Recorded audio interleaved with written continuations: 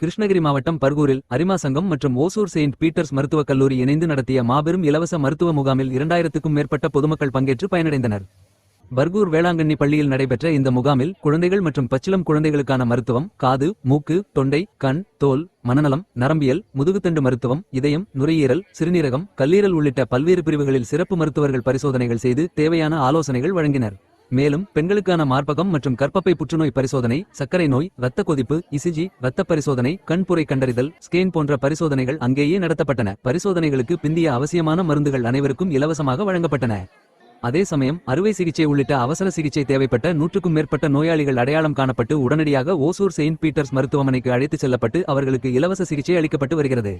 முன்னதாக இந்த முகாமை செயின்ட் பீட்டர்ஸ் மருத்துவக் கல்லூரி அறங்காவலர் மருத்துவர் லாசியா தம்பிதுரை, முன்னாள் லைன்ஸ் கிளப் ஆளுநர் TNV செல்வராஜ், அரிமா சங்க பட்டய தலைவர் தனபால் ஆகியோர் குத்துவிளக்கு ஏற்றி துவக்கி வைத்தனர்.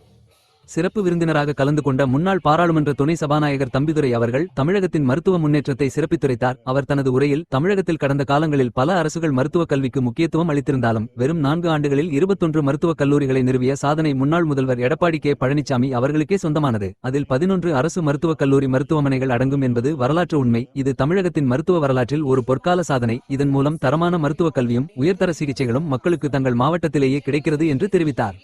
மேலும் ஓசூரில் செயின்ட் பீட்டர்ஸ் மருத்துவக் கல்லூரி தொடங்க அனுமதி தந்த முன்னாள் முதல்வர் எடப்பாடி K. பழனிசாமி அவர்களுக்கு நான் இந்த நேரத்தில் மனமார்ந்த நன்றியை தெரிவித்துக் கொள்கிறேன். ஏனெனில் இந்த கல்லூரி மூலம் கிருஷ்ணகிரி மாவட்ட மக்களுக்கு அருகிலேயே உயர்தர மருத்துவ சிகிச்சை கிடைக்கும் நிலை உருவாகியுள்ளது எனவும் அவர் தெரிவித்தார்.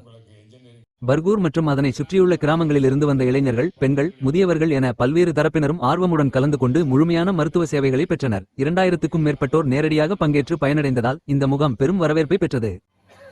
இந்த கல்லூரி வந்ததற்கு காரணம் சொல்கின்றேன். இந்த கல்லூரியை தந்தது முன்னாள் முதலமைச்சர் எடப்பாடி பழனிசாமி அவர்கள். அவருக்கு எங்களுடைய குடும்பத்தின் சார்பாக முதல் நன்றியை தெரிவித்துக் கொள்கிறேன்.